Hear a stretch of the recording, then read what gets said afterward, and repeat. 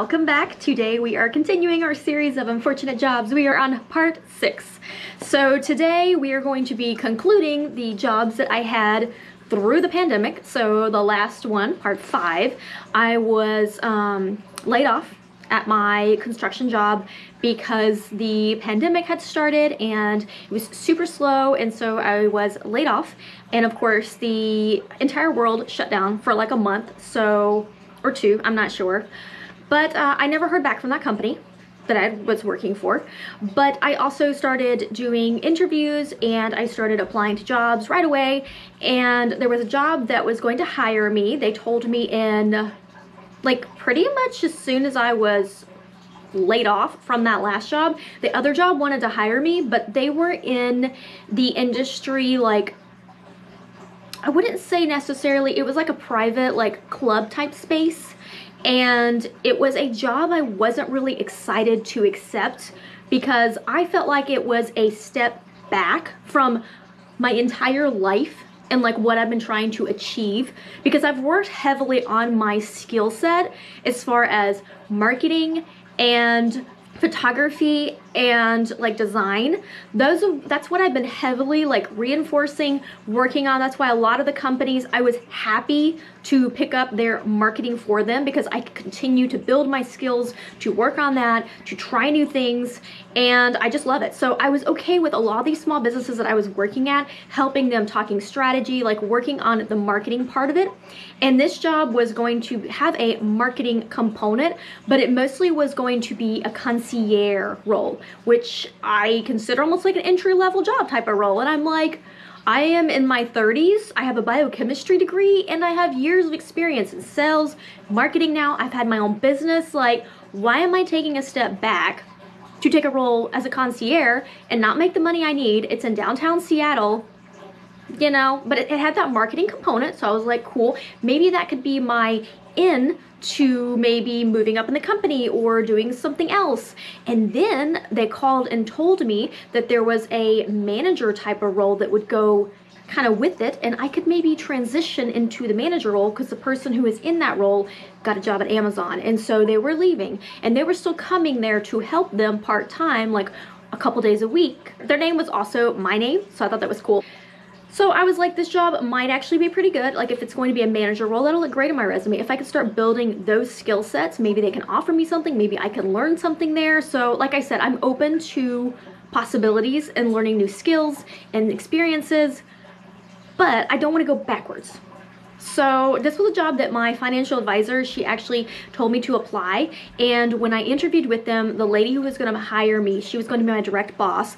And she was a good old Southern girl from Texas. And I think what she saw in me was a Southern person. And usually Southern women are very people-pleasing. That's me. But that also means you can be easily taken advantage of in the workforce. And I think she saw me as someone who could be easily coerced, pushed around, and who would be people-pleasing.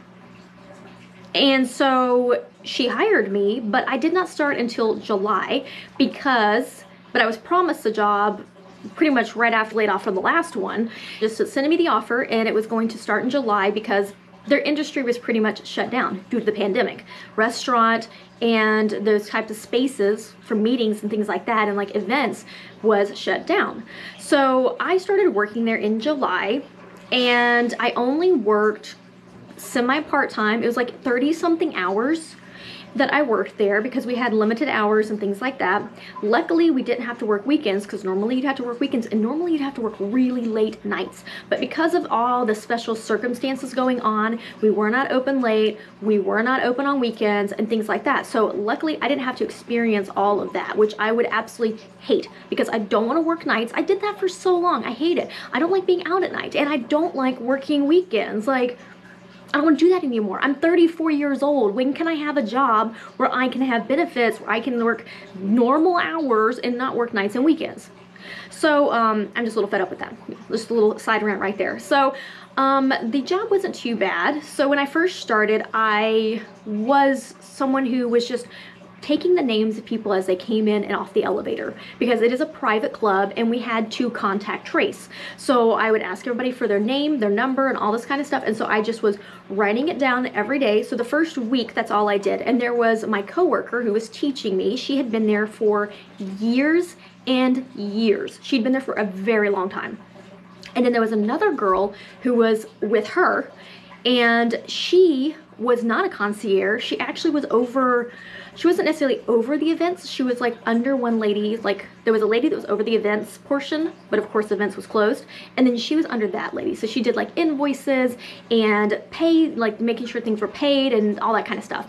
And so, but because her section was pretty much shut down, she was helping to take over concierge type role, you know, doing all of that, because before I came on, it was literally just the lady who'd been there for forever. So, and this apparently was a role that they really have a hard time filling. And so I was, after being there for a few weeks, I was seeing a lot of things. So first of all is that the place was a total disaster. It was a total disaster, this place. So all of the managers, there was a floor manager, and of course the company was a huge company, but their pay was dismal. It was so bad. So they didn't pay their employees Seattle type wages. Like if you're gonna work in downtown Seattle, you are not going to pay a manager in downtown Seattle like $35,000, $40,000 a year. Like in what world does that make sense? So they paid really terrible wages, and the benefits were terrible as well. So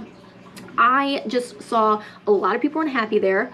A lot of things weren't going well, and all the managers, they all thought that they were doing more than the other person. So like the lady that was directly above me, she was running around like a chicken with her head cut off, like constantly. I hardly ever saw her. She was always just like running, just in her little heels. She would go clickety-clacketing to the bathroom, and she would just complain to me about how she you know, she hadn't been in the bathroom in forever. Like she'd been in meetings all morning. It was constant meetings, this and that, seeing this person, talking to that person. Like she had so much on her plate going on, she couldn't like hardly meet with me. She couldn't mentor me into the manager type of role. Right out the gate, she just seemed like she was very unorganized. And she also complained a lot about how she was doing all the other people's jobs. Everybody just put it on her. Like she was having to run and make sure to-goes were done and correctly and all this kind of stuff. They didn't have any app in place for people to order to-go food. So the only way they could do it was like text one of the managers or like call into me, which I was new, so I had no clue like anything, you know. So it was like really discombobulated, and the management staff just did not know how to make sure things were done. Like I don't know if it's because they were so short-staffed. I don't know if this is how it normally is. I think this is how it normally is, because a lot of people complained and said that working there, and when they went there, that it was like their experience was just like a little crazy. And we were having to make things like, we had like fun weekly kind of like menu items that were different. And the lady that was over me, my manager, boss, direct manager, she, the chef of there, he was like super prestigious or whatever, and she couldn't tell him like what to be doing. Like she was so adamant that he do his own thing, and she loved to complain that he never did what he said he was going to do. So he would tell her, this is going to be the menu for Friday or whatever, like this is what we're going to have, but she never wanted to push it or make a flyer for it or do anything for it, because she said he never stuck to it. He always would change it. He wouldn't do this, he wouldn't add that. Like he was just all over the place. And I was like, well, how are you ever supposed to get anything done? Like if we can't promote things, if we can't market things. Like she always wanted everything to be done so last minute, because he constantly changed his mind, and she didn't want to promise something that didn't deliver it. Like that's a bad experience for the members. So they were so short-staffed, and what she started doing was, and of course once I got there, the girl who was helping out at the front desk, everyone treated the front desk like the plague. Nobody wanted to sit up there, nobody wanted to be up there. Even the lady who'd been there for years and years, when she got assigned like this special role, like I was marketing, she was assigned to like member retention or something. She had to call people who hadn't been in a while and just be like, hey, because you know she'd been there for so long, pretty much all of them knew her. So she was in the back like calling these people all day long, and she tried her best to never come to the front. So it quickly turned into, after I'd been there for 1 week, me being the only person up in the front doing everything, answering the phone, answering questions, even though I'm new and I don't really know anything, and also trying to make sure I'm contact tracing everyone. And then they wanted me to make sure that I was checking everyone's member number to make sure that they were actually members, and making sure that everyone was wearing their mask. And these people are very like prestigious, you know, like they don't want to be told to wear a mask or do this or do that. Like they don't like being told these things. Because coming into this club, they felt like they were all of that. So it was like the first week or two, I was kind of just thrown to the fire and just had to figure it out. And but I did, because it was not like it was a very hard job. It wasn't like I had quickly learned, of course, the software and things like that we had to, you know, use. And I quickly started doing the marketing as well. So while I sat up there, nobody was hardly coming in sometimes. You know, you have periods where it's dead. And so I would work on the marketing and like what we should say and like posting and all this kind of stuff. But of course, everything I did, and I took the photos and things a second I got in the morning before anyone was there, before we opened. I made sure I got cool photos. I made coffees. I did this stuff. I tried to advertise things. And I had all these ideas. She wanted me to come up with all these cool ideas for like food and like events and like what we could be doing. And so I talked to the beverage manager and made sure that we talked and collaborated. And I was like, what if we did like a pumpkin spice type of, you know, thing? Like nobody knew what the drinks were for coffee and things like that. And I was like, what if we had like an actual like coffee menu? So I made one. Like I was doing so much stuff that was beyond my job. I was trying to bring everyone together. I was trying to come up with ways for all of us to like talk and make sure that we all got along and make sure that we were pushing things forward, because everyone was all like, not my job, not my job. I'm doing your job. That's not my job. Like it was just so much discord. And I tried to get people on board, but, one of our compromises or good ideas, so I made the menu for the drinks and things like that. Of course, it never got printed because no one ever looked at it, and like anything else, you do it, and because no one ever like approves it or anything, it's like so many projects just move, and if I don't keep pushing them forward, everyone else was just so busy that they could never make sure that things got completed. So no matter how much I tried to pester them and say, hey, like, well, let's go ahead and let's finish this. Like, we want to make this place great. So let's finish this. Let's get it pushed out. Let's do it. It was like, no, we don't have time. It was such low priority. And so our drink sales weren't very high for like coffees and things like that. And I'm like, that's such a great thing for us to make money from, is something so simple, like a really exotic, cool, like coffee drink. If we made our own pumpkin spice and we pushed that and we put it on our social media. So I took, and she said one of the reasons why she hired me was for my professional photography skills. So she wanted me to actually come in and take professional photos with my equipment and my backdrops and all that kind of stuff in the space. And so I did that, even though I was getting just like really low pay, because I was just a concierge. And so I was like, it was like one or two shoots, and I'm thinking, and I edited them when I got home too, and she didn't want to pay me for the editing, and my direct boss, and so I asked her about it. I'd been there about like maybe 1 month, and I was like, hey, like trying to talk to her about, you know, my editing time, like I need to get paid for that. Like, you're paying me below market rate for a photographer. You're getting me for a steal. You're getting someone who not only knows marketing, but also my photography equipment, background, editing skill, my software. You're getting all of this for a concierge pay. Yeah. So I tried to talk to her about at least getting my hourly pay that I make for concierge for the couple hours that it took me to download and edit and send all of those pictures to her. And she just went on, like she went on this long conversation about how she volunteers her time for the company, how she looks at it as like being a team player, and that was the end of that conversation. So how am I supposed to take that conversation? If you talk to your boss about you getting paid for work that you did for the company, and they talk to you about volunteering and it's just team player, you know, that's how they roll. They do lots of things, even though she's salary employee, she does lots of things for free for this very large corporation.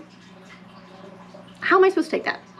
So of course I'm thinking, she's not one to pay me. And you know what? After years and years and all my experiences that I have had with companies that steal my money and treat me like that, that's not okay with me. I'm not gonna be that pushover person anymore. I'm not gonna just, you know, just hide this under the rug and work for free for a huge corporation. No. So I went and talked to HR and I was like, hey, like, I did this.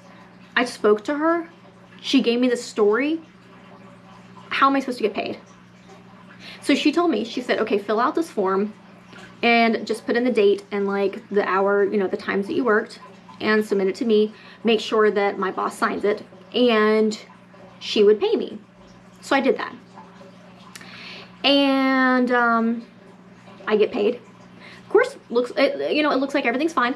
I meet with my boss, like my direct boss, every now and then we meet and we go over all my ideas, like how things are going and all this kind of stuff, because she is supposed to be mentoring me into a manager role. And the lady who is still doing that role every now and then, I still see her coming in, but I'm not really being taught like what it is that she does. Like, she writes out the email that gets sent out every single week, like going over everything. I haven't been shown that software. I haven't been shown like how to do that, how to add the links. Like, I haven't been led into that. Like, literally, all I do is give them my ideas and input and just sit up front and do the concierge role. Even the marketing, it was hard for me to do the marketing because I was taking the pictures, I was doing all of the things, but they had to be approved by my direct boss. She had to approve every single thing, make sure font was like in line with their brand, all this kind of stuff. I could not post to stories or nothing. I had to make sure everything was sent through her, and she was so incredibly busy and running around doing everyone's job there.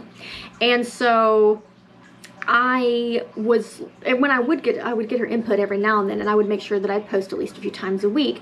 And one of the times I was posting and sending that, and of course, you know, it's pretty slow because it's during COVID time. It's July, middle of when COVID is just like raging.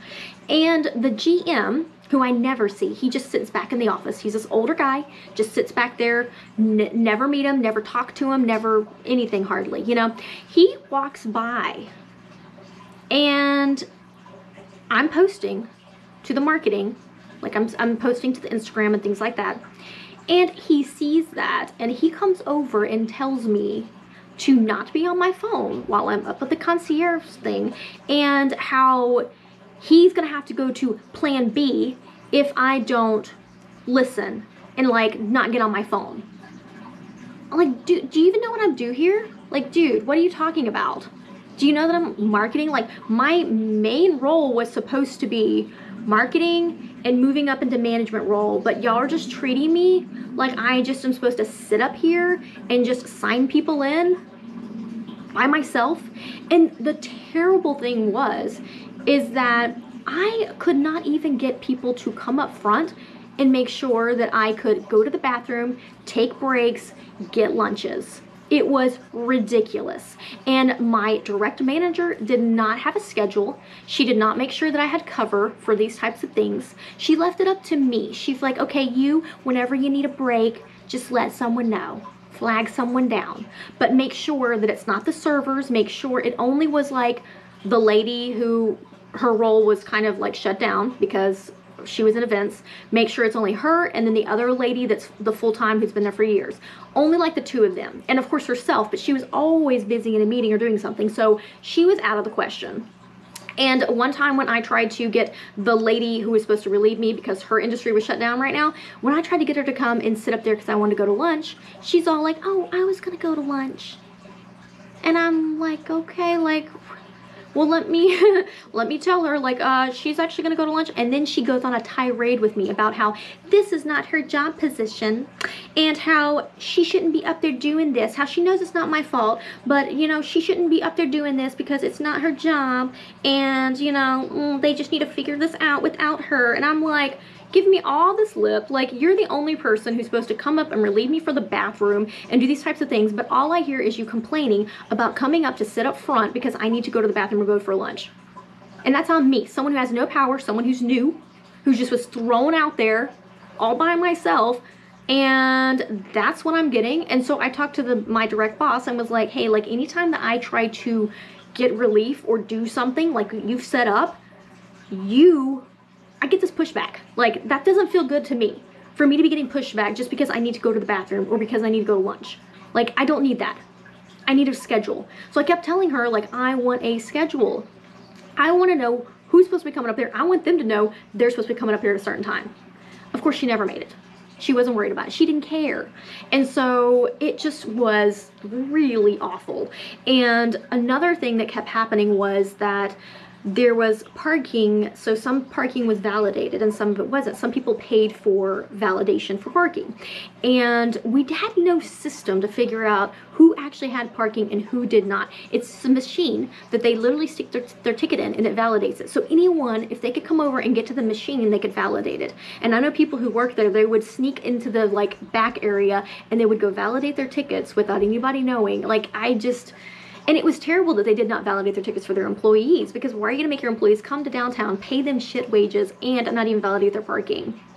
Like, yeah, okay. Like, the manager of the floor, she was like this older lady. She'd been there 20 years. I kept telling her, girl, you can make so much more money somewhere else. You have so much experience. You're amazing. She was a great worker. I loved her.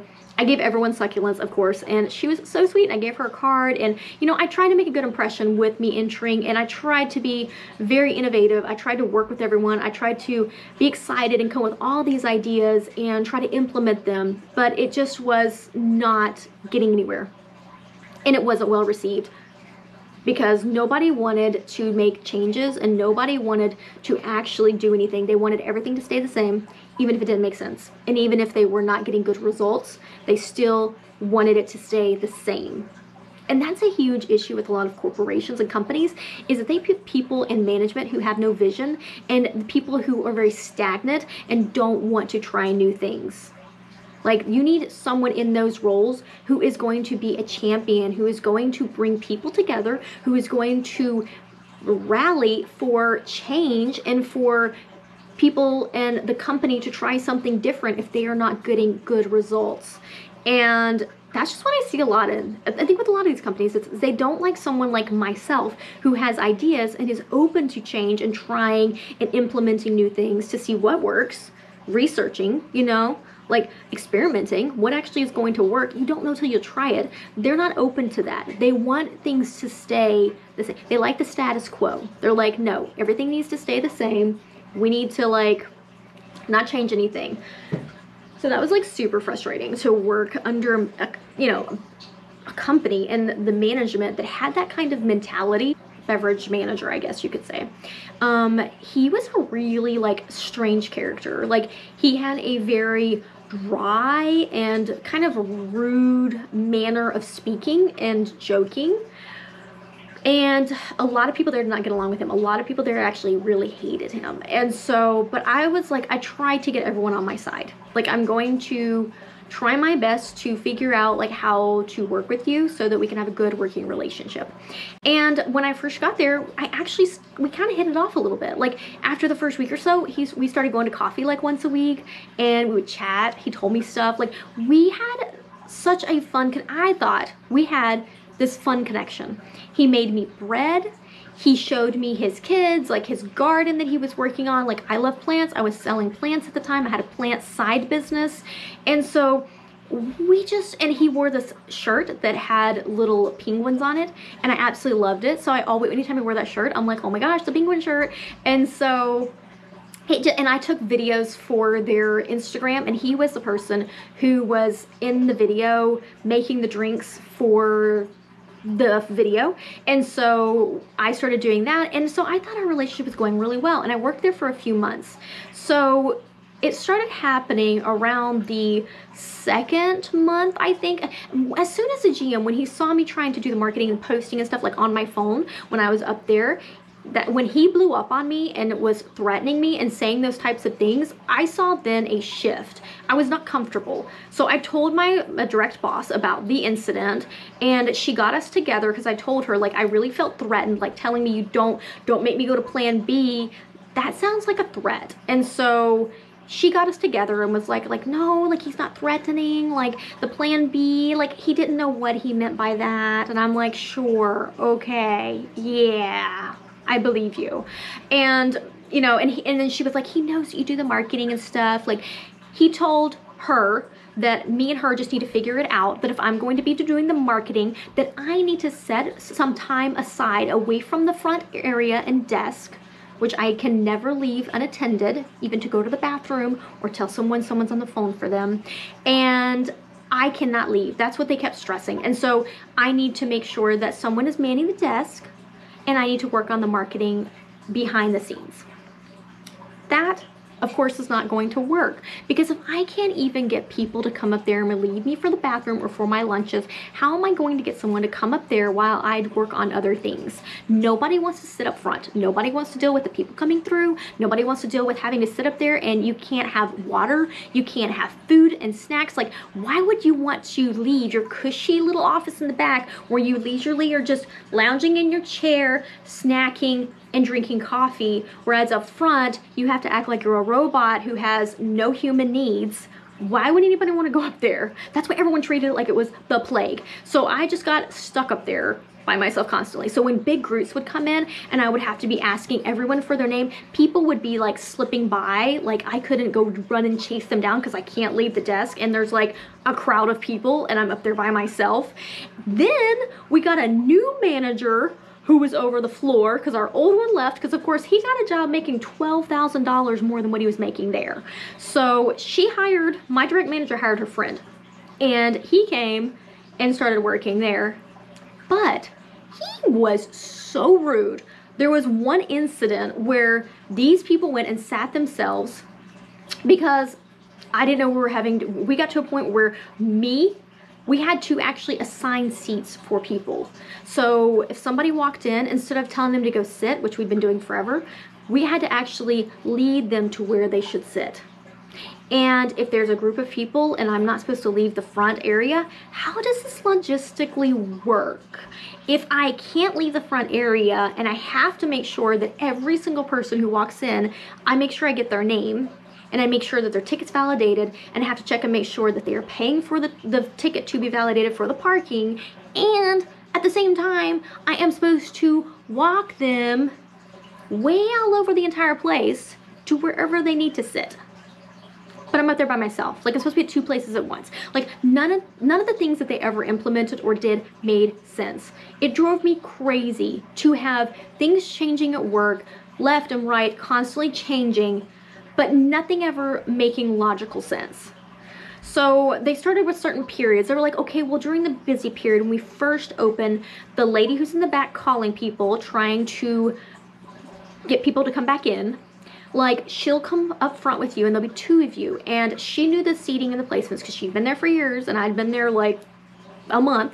So she would go seat them, and I made sure that I wrote their names down and everyone's contact traced.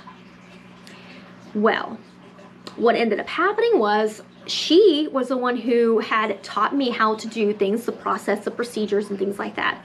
She never looked up, because it was this old spreadsheet that accounting was supposed to send out, and they rarely updated it. They updated it like maybe every 2 weeks, maybe once a month, on who actually was paying for parking. And it literally was this giant spreadsheet that you had to go find somewhere, and you had to pull it up every single day, and you had to literally physically look for the person to make sure they had parking. Well, the lady who'd been there for years, she never did that. So I am doing what she does. Why am I going to do something different from the lady who's been there for years and who actually knows what she's doing? Why am I doing something different than what she's doing?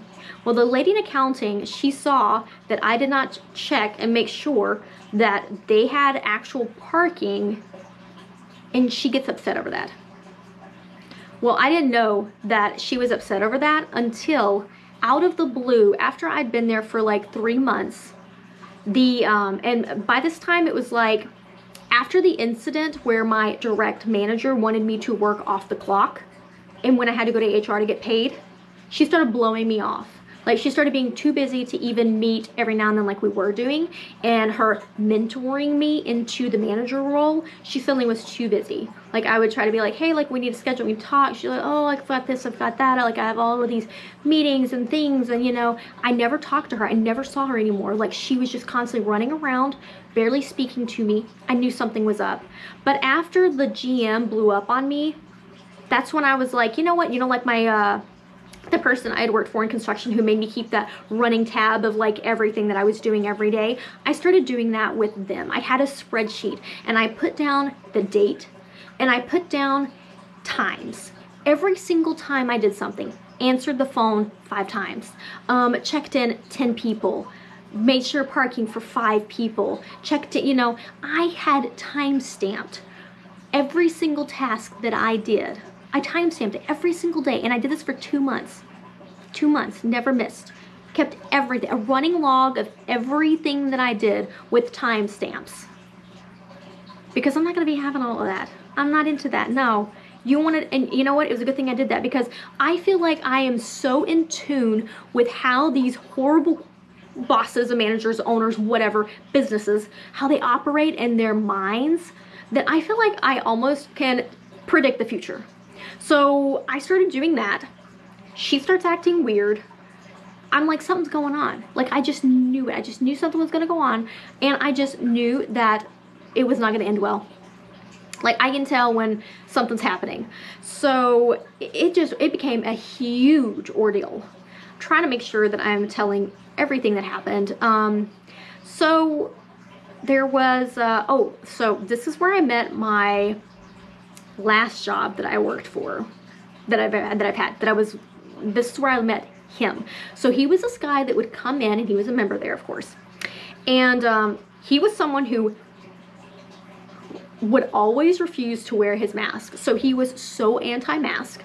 He was military, and he had a business. And so he would come in, and he was very full of himself. Like, he was someone who liked to dress a certain way. Like, he liked to wear blazers and wear these brown, like, leather shoes, and would wear, like, cowboy type pants and, like, blue jeans. He would swagger. The way he would walk, he didn't walk like a normal person. Like, he walked all weird and swaggery like a duck. Like, he kept his little feet, like, out at the side, and his legs were, like, kind of bowed, and he would, like, swagger around the place. Like, literally, after I met him, like a week after I met him, he insisted that I take his photo while he was standing in front of the elevator. And so I remember all these interactions that I had with him. He just came off as like a really like icky, like douchey person. So, which was like a red flag for me, but we'll get into that a little later in the video.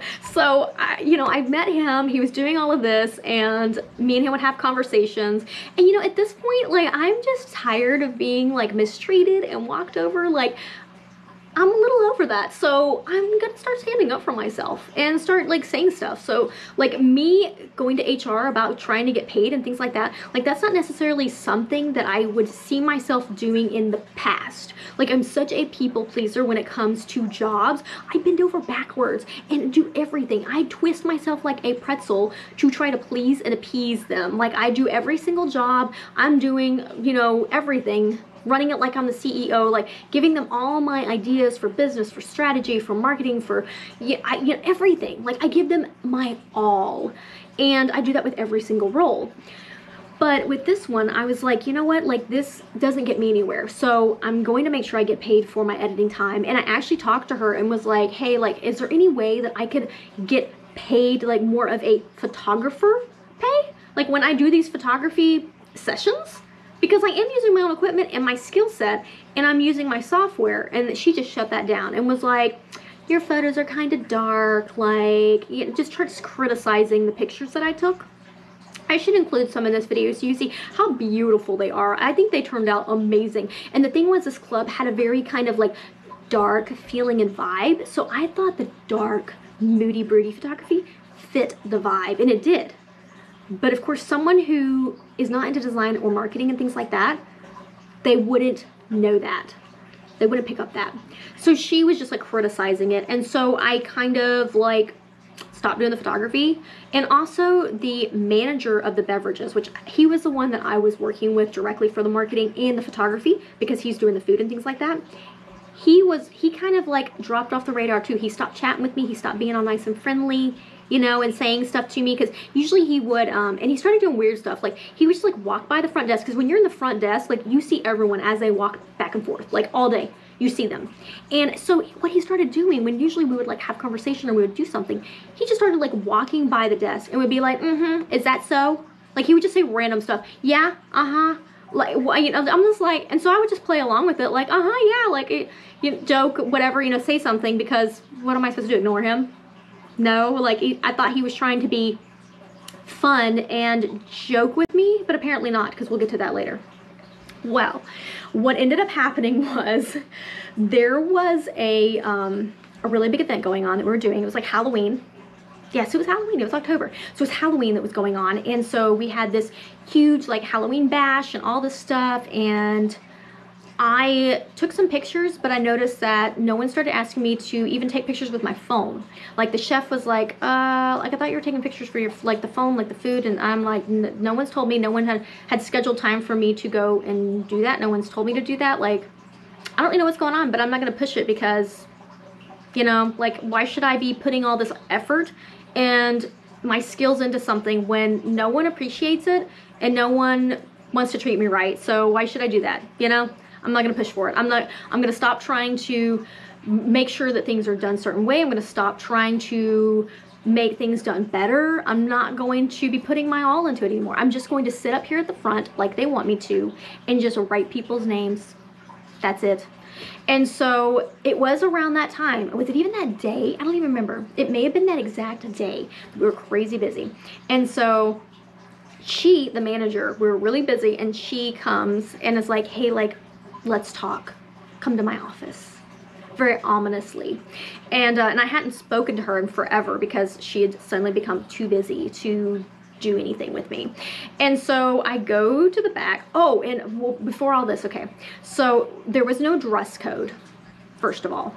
That you just wanted to dress like business casual, you know, just like look nice. Like, so I always wore like little blazers and all this stuff. I have a lot of businessy type clothes, and they look really beautiful. And so I wore these pants that were Ralph Lauren, and they had like the little, they look almost like riding, like horseback riding type pants. I wore those. And she told me, don't wear these. Like, and I thought she meant that they were like too thin, because they were kind of thin. And so I wore them again, but I wore them with like a longer shirt. And then she was like, I told you not to wear these. And I'm like, well, I thought you meant that they were like thin. Like, what do you mean you told me not to wear these? Like, what's wrong with them? Like, she just didn't like the way they looked. I don't know. So I was like, well, okay. Well, after that incident there, she calls me back to the office, of course, has this conversation. The conversation is, the accounting lady is there with me during this interaction, and she wants me to sign a PIP plan, because she thinks that there are things that I need to work on. And included in these grievances, this very long list of grievances that she has and other managers have with me. And a few of them were, oh, one of them was the beverage guy that was her friend that she had hired. And when he got mad at me and came over to yell at me because a customer had sat themselves, because remember, we were supposed to be seating them but not leaving the front desk unattended, you know, things like that. And I was like, well, where do you want me to either track people here at the front desk or go seat them? Like, I literally broke down the logistics for him, because I'm the only one up front and I'm not supposed to leave. If I leave for a second, they get all over me. So that incident, that was his grievance against me, is that I was talking back, because I just told him the logistics of, how do I go and seat someone like way off in there, and there's no one here to make sure that people are being written down? How can I man the front desk but also run people everywhere? And then that's when they made sure that, and I didn't even know this was happening. This was like so discombobulated. And it wasn't planned, and I wasn't even prepared to bring the expectation that he was wanting. So that was his grievance against me. That was like a huge thing to put me on a PIP plan, because, whoo, man, you know, don't explain logic to a manager. So that was his. She said the chef had an issue with me. She wouldn't tell me why. He just had an issue with me. The beverage manager, had an issue with me. Everyone thought that I was just mean and rude and that I was hard to work with, when all I did was bend over backwards and try to be nice and friendly to everyone. Well, what the beverage manager said just blew my mind. Literally, it's still like, I'm just like, what? If anyone knows me, and this is what's really weird, okay? So what ended up happening with him, so I wanted to schedule a meeting with everyone who supposedly had a grievance against me. I wanted to see what was it? Like how, and she also said a customer had an issue with me. One customer in 3 months. And I was trying to figure out, I'm like, what do you mean? I've never been rude or mean to any customers. I am such a people pleaser, customer service focused person. Who in the world was I mean to? Wait, I can't even like think of anything, not even one. Come to find out, I couldn't even think of one thing. Come to find out, all I did was tell someone when they came in, like I'm at the front and I make sure that I'm the concierge. I tell people where things are, I direct them, I explain things, I answer questions, I write down and make sure that, you know, their name is contact traced. They came in and were talking to me about coffee. And because I told them where to order coffee, they got mad about that. Because what they wanted was for me to leave my post, which I'm not supposed to do, ever, not even to go to the bathroom.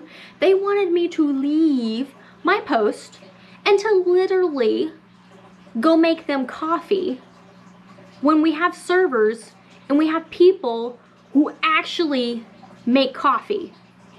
Me telling you where to go to get coffee, how to get coffee, is not being mean or rude. Let's just get that straight right there. So that was the incident. So all of these little things, which no one had even told me the entire time I worked there for 3 months, no one ever mentioned any of these incidences that were so big that I need to be put on a PIP plan. And also included in that PIP plan was, hers was that I was wearing tight pants. And that if I wore tight pants, I was supposed to cover my butt. Like literally, there's no dress code saying not to wear tight pants and to cover your butt. It didn't say that anywhere. And not only that, she wore tight pants and didn't cover her butt, and she had a big butt. And so did everyone else. I was the smallest person who worked there. Everyone else was okay to wear tight pants and not cover their butts, except for me. My body size type style wasn't conducive to their rules for wearing tight pants. They could, but only I couldn't. And also included in this lengthy list for the PIP plan was me not making sure that the person had paid for their parking. And I was like, I literally am following and doing the person who trained me, and they've been here for years. I'm doing it how they do it. Why would I do it any differently? This person has trained me. This person does this. I see what they're doing. I do what they're doing. Where's the issue? Oh, we're not talking about them. We're not talking about that. We're only talking about you and what you do. Okay, but let's just keep in mind the person who trained me and who's been here for years, and apparently it's okay for them to do it that way. But someone who's new like me, who's coming in, and I do it that way, it's not okay. Oh, I see, you're biased. Like I see where this is going. Other people can do things, other people can wear tight pants without covering their butt, and other people cannot check parking. It's fine. They don't get put on PIP plans, they don't get talked to in the office about these grievances. But little old me, if I do it, oh my God, everyone loses their little minds and has to put a list together, this huge list, and get me to sign it saying I'm going to put on a PIP plan for it. Yeah, the wrongdoings that these companies do, I always am singled out at these corporations. And you know what? It's beyond ridiculous. And you know what? I had a friend on Facebook who's like, oh, like, it takes more, you know, money for people to keep firing people over stuff, onboarding them. Like, you seem to have so many issues with things. I'm like, yeah, that's my point. It doesn't make sense. It's ridiculous. Do you see why I'm going crazy trying to work in this work environment when every single job, literally every single job, singles me out for no apparent reason? Did any of these reasons in the PIP plan make sense to you? I think not. Why am I being singled out? It's because everywhere I go, I'm singled out. I don't know if it's jealousy. I don't know if it's they're being like intimidated by my ideas and things like that, that I voice my opinion and ideas. I don't know what it is. It doesn't make sense, but it's driving me insane. I was not comfortable signing that because I'm like, I don't agree with any of this. You didn't talk to me about any of this. Why am I immediately being put on a PIP plan for this bogus reasons? It doesn't make sense. You didn't talk to me about any of this stuff. And she's all like, so this PIP plan, because we're putting you on this, I can't offer you that manager role. I can't mentor you into that manager role now because of this PIP plan. Because you are wearing tight pants and not covering your butt. You've lost a manager role. Kudos to you. Good luck, you know. So that was like the way she was coming at me. And so I was not comfortable signing it. And she's like, if you don't sign it, that's going to be considered insubordination. So I was like, well, let me do some research. Like, I just want to make sure. I don't want to sign it. I don't want to be coerced into signing something when I don't even agree with it. So I ended up signing it, but I said I only sign to acknowledge it. Like, I'm not signing it to say that I am a bad employee and that I am, all these grievances make sense. I'm only signing it to acknowledge it so that way she can't say that I'm being insubordinate or, you know, like refusing that. And so after that incident, I talked to HR. Of course, HR, they're not out to help the employee. They're only out to help the company. And, you know, there was a huge red flag when I signed up for this company is their onboarding thing said that if there's any lawsuits or grievances, it has to go through their court. And the way that it is filed and the way that it is determined, it's going to be a court that, of course, always sides with the corporation. And that was like a huge red flag for me. I was like, does this corporation, is it real shady or something? Like, why is it in here that it says that? But of course it was during the pandemic. And you know what, during that time, my financial advisor, she was pushing me to go work at AutoZone or something. And I'm like, well, that's for sure a step back. I'm not gonna go work at AutoZone when I have built up my skills and I have all this amazing things to offer to a company and I'm 34 years old. Why am I going to go work at AutoZone? That to me is going back to when I was 18 and first entering the workforce. I don't want to do that. So working there was absolutely awful, awful experience. To have the entire management staff gang up on you and come up with all these bogus grievances and treat me that way, single me out and treat me that way, when all I'm doing is being a model employee. Never late, never call out, never sick, giving it my all, doing way more than what my job description is, bringing my photography skills, working under those conditions of not being able to go to the bathroom, go on breaks, lunches, getting backlash from people when I need to do these basic human functions. Yeah, that was a little ridiculous. So that was going on. And so I was not comfortable working there anymore after the way that I felt that what she was doing was a personal attack.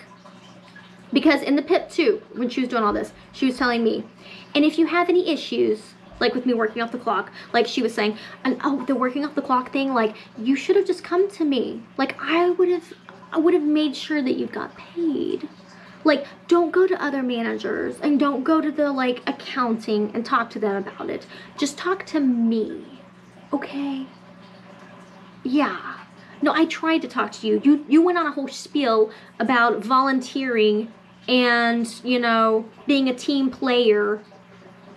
Me volunteering my photography equipment, skills, 10 years of experience in my software to this huge corporation when I'm not even getting paid what I should for these photos. It was ridiculous. So she talked about that during the PIP plan as well. So what I did was I actually went and talked to the chef. I said, hey chef, can I talk to you? And he said, all right. So he actually liked me. And so I met with him and I was like, hey, like, this is what's going on. I heard that you had an issue with me and there was an incident. And he was like, oh my gosh, really? What? He's like, no. He's like, you joked with me. The joke, I took it kind of like badly because I was in a bad mood. But he said it really didn't. And I was like, well, this doesn't make sense then. Why are they coming after me saying that you have this huge issue with me over just one incident and he was a very short-fused person. He was a very short-fused person. So I was like, this doesn't even make sense. So that was his grievance. The other guy didn't even make sense because, like, I explained to you how I can't be at 2 places at once, and then that's considered like this huge thing. I died because I'm getting very long-winded with this video. So I think I need to hurry up and just wrap it up because I got another video to make, and it was inspired by this Facebook interaction, of course, always. So, of course, with that job, you know, everything that was going on, all of those issues and things like that, I was like, I need to find another job, which I was trying to do the whole time because I could tell it wasn't going to go anywhere, especially with the way that they were treating me and just brushing me off and not actually doing what they were supposed to be doing. And oh, I talked to the GM about the PIP plan and everything that was in it and how absolutely ridiculous it was, and, you know, going off about the stress code that didn't even exist. And he pretty much did not even discuss anything. He thought everything was completely fine for them to do all of that stuff and come at me and revoke me moving up to management. He said that he didn't know anything about the management, me moving up into management, so it was like not a guaranteed thing anyway. And he also said that they didn't have the dress code and stuff in their pamphlet or whatever for hiring you, and maybe I could be the model for the dress code, like what not to wear, like how tight your pants can be over your butt. Maybe I could be the model for that. But other than that, the PIP plan was all cool, you know? So I was like, wow, like this dude, she clearly is retaliating against me because I would not work off the clock. Because as soon as that incident occurred, that's when everything started to go downhill. That's when everything just, you know?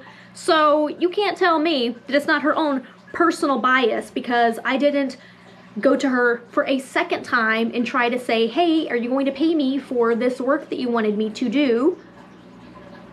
No, that's not what it was. So I ended up leaving there. So I was like, nope, I am not staying here any longer. I do not feel welcome. I feel personally attacked. And her coming after me just because I did not work off the clock for this huge corporation and volunteer and be a good team player for free, yeah, bye. So I ended up leaving that place and I went to work for the guy who kept coming in because he really wanted me to come work for him. So I actually had a job interview and I went to do that, and he called me and was like, hey, come and meet the CEO of my company and I'll see what he thinks. So this was a job that fell into my lap that I was not looking for. They were pursuing me, and he had met me many times. He had known me over 3 months and saw me at that company, and me and him would talk and stuff like that. And so he wanted to bring me on.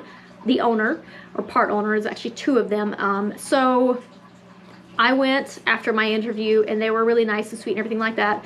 I went over to the, you know, that one and spoke to the CEO.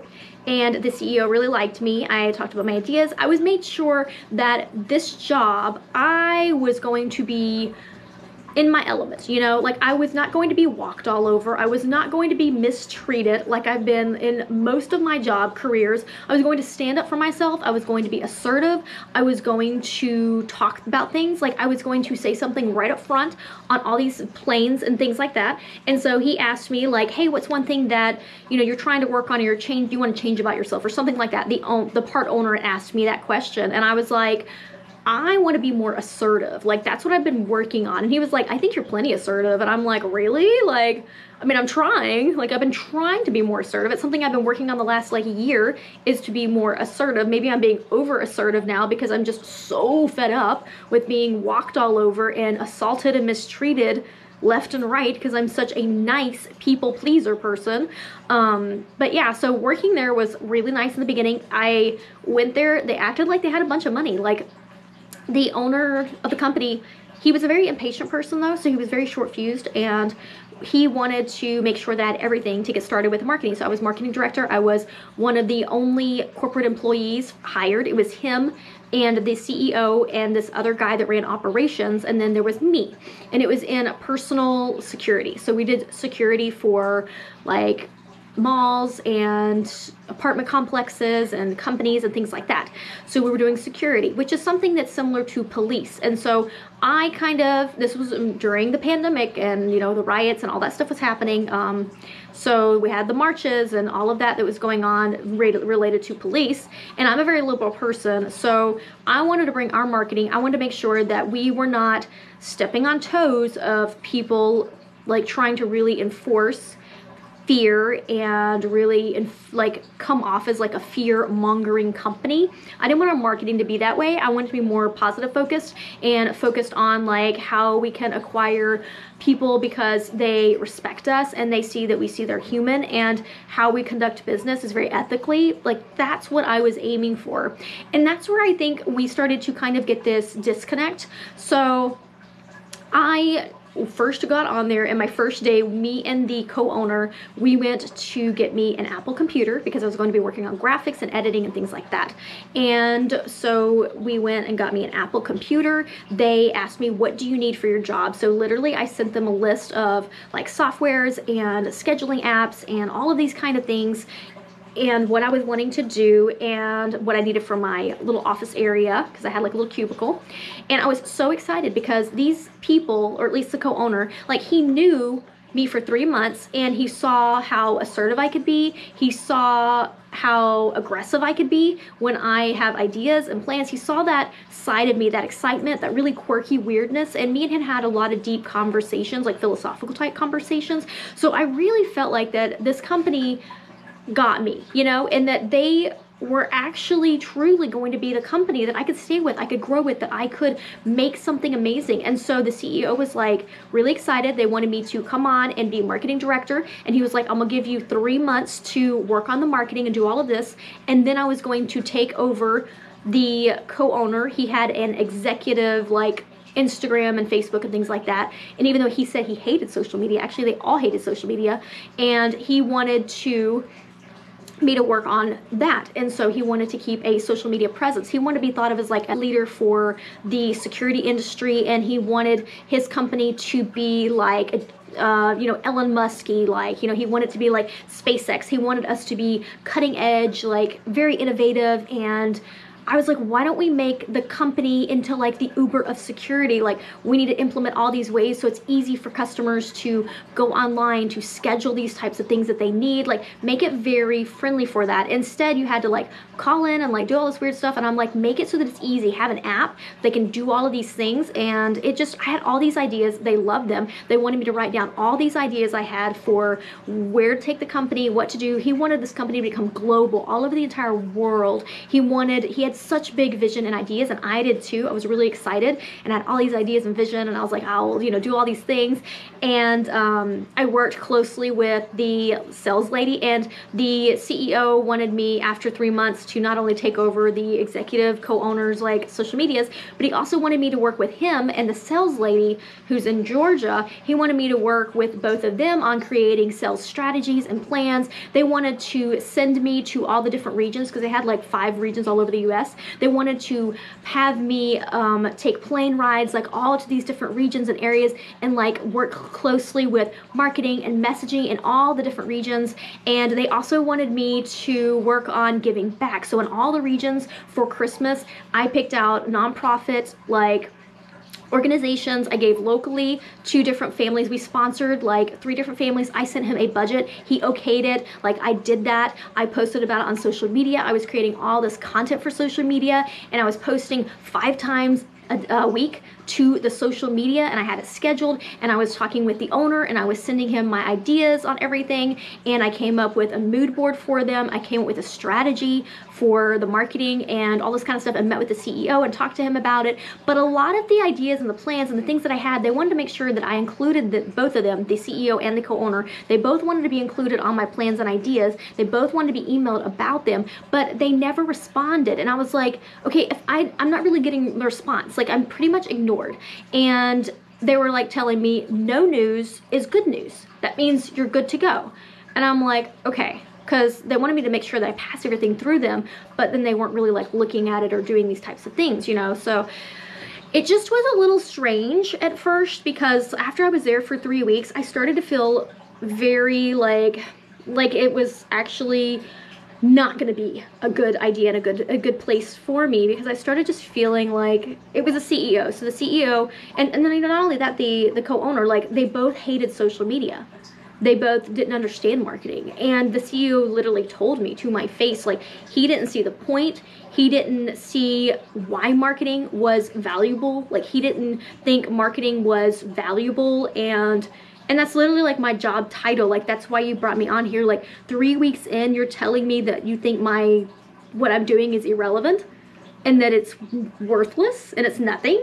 That's not gonna make me feel secure, like, in this job. That's a little, you know, like, that's a red flag. And so I was driving like an hour each way to work. It's pretty far from me, and during the pandemic, nobody was wearing masks there. They all were anti-mask people, and we were supposed to have limited numbers, like, we're supposed to work from home and have a limited number of people who work in the office. They actually had exceeded the number that you were supposed to have, but they didn't care. So I didn't want to say anything because I don't want to rock the boat. This was the first job where I literally told them the number that I wanted, and they nearly gave me the number that I wanted, and it was so close to a living wage, and they had great benefits, which I wasn't going to get for 3 months. You have to work there for 3 months first. So I was like, I can't rock the boat. This is like the most amazing thing that has fallen into my lap. They want me. They came to me. They know me. And they said, oh, we're like family and all this kind of stuff. So I just felt amazing working there. And because I'm so creative and I like design and things like that, they moved into this new office space. So they sent me on top of the marketing and all these things they wanted me to do, another thing they wanted me to work on was decorating and designing the entire office space and everyone's offices and things like that. And they brought on another lady who was over HR. And so me and her were the only women. Oh, and also the lady at the front desk. So everyone else was male that had been there, and us new hires were all female. And the lady at the front desk, she did things like invoicing and ordering snacks and stuff for the office. And she did just little things like that, like administrative type things.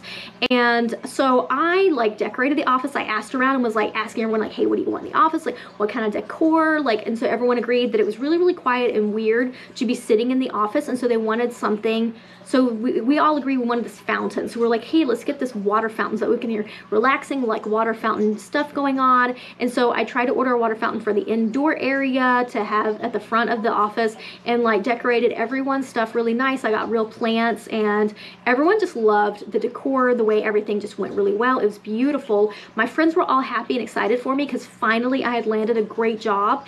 And I even posted about it in my plant group, and there's a plant place that was like way down south, and they congratulated me and they gave me a free plant. So when I bought the plants for the office, I actually went and bought them there, and it just was wonderful. Like, everybody was so excited and happy for me because after 15 years in the workforce and trying so hard, I finally had landed a job that seemed great. The pay was great, or at least close to a living wage for Seattle. Like, everything was amazing. But on the other hand, I was being told that my job position was worthless and meaningless and pointless, and that made me feel very insecure within like 3 weeks. But I wanted to move closer, and you know what, I get those vibes, and I get that kind of premonition, you know, like in my stomach. I feel something is gonna happen and it's not gonna be good, but I was like, I don't want to give into that, you know, like I don't want to give into this feeling and this fear. I'm going to keep pushing forward. I'm going to keep doing the things that I'm doing, and I'm not going to give into this nagging feeling, this voice in the back of my mind that's telling me this. So I started looking at houses where we're going to move closer because it's like, it was a really long drive for me. And we need to buy a place. So, and I was making great pay. So I was like, okay, we can afford a place. So we started looking at houses because me and Jason both were making decent money. We both were going to be getting benefits and all those wonderful things. It finally felt like life had turned around for me and all my work and efforts had come to fruition. But I told the owner, I'm like, hey, like the part owner, I'm like, I'm looking for a place, like I want to move closer, like it's such a long drive. I mean, literally I could work from home, but the CEO wanted to keep eyes and tabs on all of us, so he did not want us working from home. And so I told the owner, like, hey, I'm going to be like, and the owner was rarely there. Like, he was always jetting off to go to the different locations and things like that. He was rarely there, and he was supposed to be my point of contact. It was me and him were supposed to work on ideas and marketing and blah, blah, blah, blah, blah, you know, but he was never really there, and he never really worked with me. He never had ideas. He never had vision. I was the only one who had ideas for all these things, like a slogan for the company and maybe some, you know, all these, like how to approach the marketing strategy, like everything. Like it was all on me, and I didn't really get any insight or input from anyone in the company. So, but I thought that was good because they wanted someone, they said, who would be like a self-starter, you know, who could just push forward, who could do things on their own, motivated, self-motivated, like do their own thing, like, you know, that's me. I have an entrepreneurial mind. So I started running it like it was my company, like I do everything else. Like, okay, cool. We want to try to do this. We want to try to do that. Like, let's implement this, let's experiment with that. Like, I'm doing all those things. I talked with the sales lady, like every single week I would meet with her, and through Zoom, of course, and we would chat and go through things. And it was about like a month in, and I started looking at houses. Actually, it was less than a month, probably like 3 weeks. And I started looking at places closer, told the co-owner, and he was like, oh, when are you wanting to move? Like when, you know, like date, like, and I'm like, oh, you know, soon, like we're looking at houses, all this stuff. So this weird trend started where every time he would see me, because he would be gone and he would be, you know, I'd only see him like every couple of weeks or a week or 3 weeks, you know. So whenever he would pop into the office, he would ask me, hey, so when are you moving? Like what's the deadline? What's the timeline looking like? Like what's, you know, he seemed overly invested in when I was going to be moving. And to me, that's a red flag. To me, that was him telling me that he's going to try to fire me or lay me off before I uproot my entire life, buy a house, and move closer. That's the vibes I was getting. And again, I was trying to be open-minded and be like, no, like you're just, you know, your past experiences are just making you biased. Like you know, you're appreciated here. You're, you know, no news is good news. What you're doing is great. Like, you know, all of those things, like telling myself I'm just crazy, you know. I wasn't. So all of that was going on, and I gave them literally so many strategies and ideas and worked on so much stuff with them. But one thing, they started wanting me to do things that weren't necessarily like that I even knew how to do, okay? Like they wanted me to take over the website, and I told them in the beginning, I'm like, I am not a tech person. Like I do not build websites. I am not a web designer. I am not, you know, a blog writer. These are not things that I do. Like maybe we can outsource them, maybe we can do this. And they had a guy who was doing their tech stuff, but they wanted me to create like a sign-off that everyone could use for their email. And I wasn't sure how to do it. I've never done it before, but I was Googling it, I was researching it, and they told me they had this tech person that did all of their tech stuff. So I reached out to him and asked him to help me build it and make it and all that kind of stuff. So he did, but it was required a lot of like back and forth. Like he kept ignoring me, I kept emailing him, and then what ended up happening was the CEO kept bugging me about it and would come to me and say, hey, like why hasn't he done it? Like where's the email sign off? Like where's, and I'm like, I keep messaging him. They started like expecting things from me when I wasn't in the authority to make these things happen.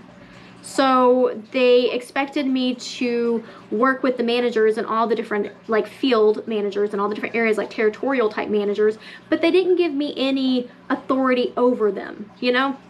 So like one of the guys, it was in Texas at this location, and this location was dead. Like this had been open for months, and literally the guy had no sales, nothing going on. And I talked to him, and it was him and his son running it, and he was like, oh yeah, we got nothing going on, like we're just golfing every day. And I'm thinking, you're golfing every day, why are you not out trying to get sales and get accounts and things like that? That's ridiculous. You know, I'm a salesperson. I'm a very goals and I like to be at the top type of person. But he was just chilling and I was like, well, okay, you know. But he was really pushing for us to create this $20,000 billboard campaign because he was like, oh, it's Texas. It's like out in the middle of nowhere. Like, and he wanted to cater to the police population. He wanted to put back the blue. He wanted to put hashtag, like, you know, Blue Lives Matter, like all of this controversial stuff. And I'm thinking, what in the world are you thinking? We're in the middle of like everything that's going on, you know? No, they weren't. It was in 2020. These are not a company. You do not need to be saying all these things when it's so controversial. So I did not quite agree with that. And I thought $20,000 was a lot of money for this campaign. But the CEO was like, hey, like, give me the numbers, like how many people see it. So I'm like, okay, how many people see it? And he was like, okay, it's worth it. I think it's worth it. And I'm like, okay, cool. If you think it's worth it, if you want to just drop $20,000, boom, on this, you know, billboard campaign in the middle of Texas, cool, we can do that, you know? But I still didn't agree with the back in the blue and all of that controversial hashtag stuff. But he was on this text thread that the guy had sent out, and I'm like, yeah, I'm not so sure. Well, the co-owner says nothing, CEO says nothing, so what am I supposed to think? First of all, this is the territorial guy doing this. Like, I'm just kind of like consulting with him on it. I'm not even like running this campaign or anything like that. I'm just kind of like a little voice in the back of the mind saying, hey, maybe we should do that, maybe we shouldn't do that, you know, like I was on calls and things like that, but I wasn't the one driving it or running it. He was. But then the CEO, like when the campaign's about to drop, the CEO comes by and walks by, and I know that he hadn't responded in the text thread, so I just was like, okay, just for, you know, no news means good news, but just to be sure, like I was like, hey, like I kind of like think we should not like do this, you know, controversial thing. And he's all like, oh, I'm sure it's fine. Like, you know, he goes to his office. 10 minutes later, he comes over and is like, I didn't know it was this. And I was like, yeah. And I was like, he sent it as a text. And he was like, I didn't get it. Like, I don't, and I'm like, so he looks through his phone. He doesn't have it. And I'm like, and he's like, why didn't you tell me? And I'm like, no news means good news. Am I supposed to follow up with you every single time? Like, I'm not following with every email that I'm sending out to both of you that I don't respond to. Why am I going to respond to this when I'm not even the one driving this? So it was really weird. So I think this was like the real disconnect where the CEO was starting to think that marketing is pointless and does not make sense to him and he hates it. And then that going on, the thing with the email sign off, which I'm sorry, dude, that's not marketing. Like I don't know how to do an email sign off, you know, like and I can't force this person to produce it and make it for me. Come to find out, the guy, the IT guy, when I finally sent him an email that was like very direct, you know, and I'm like, I need this, like I need to know like some kind of timeline, something. And I made sure I put the CEO and the co-owner on that email when I sent it to him. And finally I had a conversation with the IT guy and he was like, oh, like they were putting pressure, the owner and the CEO were putting pressure on him to get these grasshopper numbers like created so that the salespeople and the territory managers could have, you know, numbers that would like ping to their cell phone, but it would like different or something. I'm not sure. But camera died again. I've been very lengthy with this video. So I was there for like 2 months. I made great money. I spent all of my money helping people that needed it and working on my vehicle, and all my money was gone. So it would have been nice if it lasted a little bit longer, but no. It doesn't take long to spend every dime you have, and that's why I try to be very careful with my spending. So that company, I was there only for a couple of months, and of course, you know, the owner kept asking me when I was going to move and buy the house and like when those plans were, and all of that stuff was giving me red flags. It was making me so anxious because it was the first job that I had where I felt like it was going to be a good fit, but the vibes that the owner, the CEO, and everybody was giving me was like not good. And the lady, the HR lady, she actually hired someone underneath her. It was her friend, and this girl was going to work on recruiting, and so she was having lots of interviews and things like that. Well, the office with a lot of the people, we all wore masks, all the females, and all the males weren't really into wearing the masks and stuff like that. The people who'd been there longer and had kind of started the core of the company. And what ended up happening was the lady, she actually ended up getting COVID from one of her interviews, and all they did was tell us to work from home a couple of days. And if you felt fine, come back to the office. But I didn't really have a chance to do that because literally I had worked on this flyer for the other co-owner. He started talking to me and he started wanting me to help design and do different things for him. And so I worked on these different flyers for each district that we were in. So we're in like DC and all these areas. So I made each of them like aesthetically beautiful for each area and make it match and all this stuff. And he saw what I made and he was blown away. And he was like, oh my gosh, like this is the best like that I've seen of anyone who's created any kind of like work and design for this company. This is the best one I've ever seen. Like he absolutely loved it. And that's why it was really weird and shocking that that happened. I talked to him, he was blown away, he loved it. Literally the next day she got COVID, and so, or she'd had COVID for a few days, she was out sick, she found out, she got her test, it was positive, she had COVID, so they sent all of us home, told us to work from home 2 days. When I came back on a Monday, the owner that I'd been working with and was supposed to be working with to create all these ideas and things like that, oh, he also had me take over his executive account like within less than a month of me working there, when I was supposed to not take over the account for 3 weeks. And just a lot of weird things were going on. Like they were like throwing stuff at me, that, and then they wanted me to kind of like take over the website because they didn't want to keep paying the website people because they paid a ton of money. I mean, I'm talking crazy amounts of money for super basic websites. And I was just like, wow. Like I wish they had brought me on sooner because I know what I'm looking for and it wasn't what they got. And I know the pricing a little better than they did. So I was like, ooh, okay. They really wasted a bunch of money. And he literally threw tons of money into fake reviews on Glassdoor. Like there was a lot of unethical things going on, which goes against my code of ethics. And I actually, when I talk to the owner, I'm always like, you know, hey, like I'm highly ethical. Like I want to work with a company that's very ethical. And I think that's where he started thinking, she didn't really want to work here or something like that. He got it in his mind that because he knew he wasn't being ethical, because they were paying for fake reviews, they were paying for employees, the employee side, and for the side where people could actually go and look them up. Like they were paying for fake reviews all around, and he was also paying for fake followers on all the different sites. And I mean, he put a ton of money into paying for fake followers for his executive site. And I'm like, that is so weird for someone who hates social media. Like, you don't have to do this. And he also wanted to run for office. He ran for office, I think, but he ended up giving it up to the Republican. He was very Republican, and he had a lot of really weird views on things. Like, he literally wrote a blog about how he thinks that people who are kind of, like, it's a lesser evil for you to kill a child or someone who's not being contributing to society, unless maybe that child would have grown up to be something great. Like, I just thought it was weird. I was like, what? Like, it's okay to kill people who aren't contributing into society? Are you okay? So reading that, I was like, this is gonna be some weird, like, in-depth looks into his mind. But I mean, he was a very strange dude. So he had all these weird ideas and things like that. But I ended up coming in on that Monday, you know, after all of this and everything going on and taking over all these things and doing a lot of stuff and trying to work with them on tons of things. And he calls me into his office and is like, we're gonna have to lay you off. And I thought he was joking, because we literally would have like conversations that were more like friends, you know?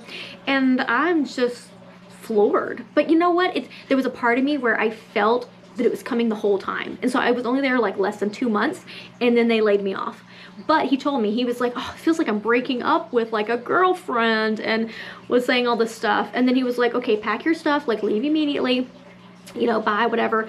And he was like, oh, but before you go, like make sure you write out like all of your ideas and the direction and like all your creative stuff that you have like for the company, like what you think we should be doing to run the company, like what direction, like all of this stuff, business, and all my ideas on these things. And I'm like, do you really think I'm going to continue to keep giving you all these amazing ideas when you just let me go? Like, I feel like that they only brought me on so that way they could pick my brain and they could get all my ideas, and they acted like they were out of money too. And I'm like, literally 2 weeks ago, you were okay dropping $20,000 on this billboard campaign that was like very controversial. Like, where did all that money go? It was weird.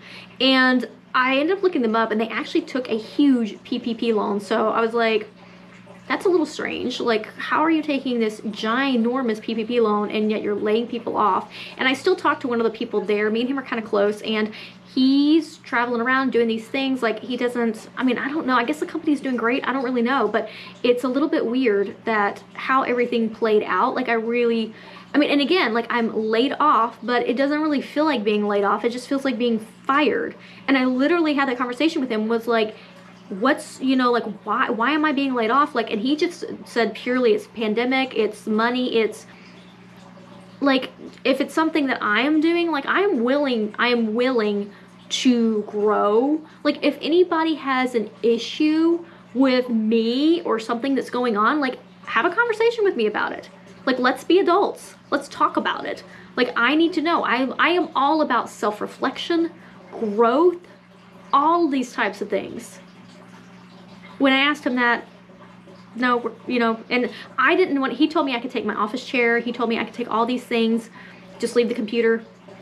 I didn't take anything. I was like, I am not going to do any, I did buy a tank. That's why I have a tank now, because it was supposed to be in my office. Just was so disappointing to finally feel like that this place is saying they're family, and it felt like that they were accepting and they liked my ideas and my personality. I have ADHD, like, I'm highly creative.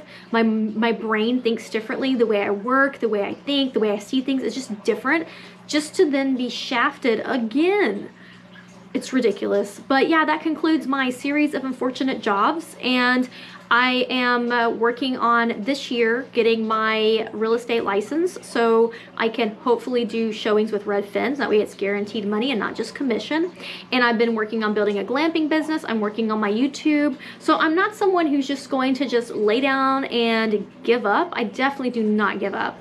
And so I'm gonna keep pushing forward. I don't know if I want to rejoin the workforce as it is, especially after my treatment. I mean, if I can find a company that actually values me, who actually pays me, and who's not just going to fire me when I don't just lay down and take it, whatever it is that they're trying to illegally push on me, like, I'll be all open. I am all ears for that. But so far I haven't experienced it. So I'm really, you know, I'm not looking.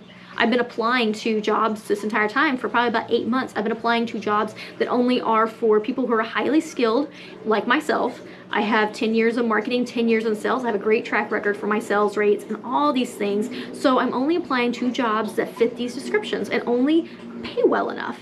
And I feel like that I have such cool and creative ideas and thoughts that I actually need to be more of driving force for the company, like the entire company.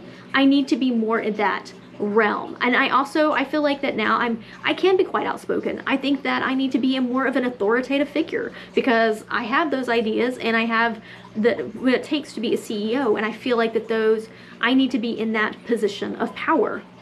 I think I could actually do amazing things, but if it's just a company would have to give me a chance to actually have that role and have that power and be able to make those amazing things happen. That's been my experience so far, 16 years in the workforce.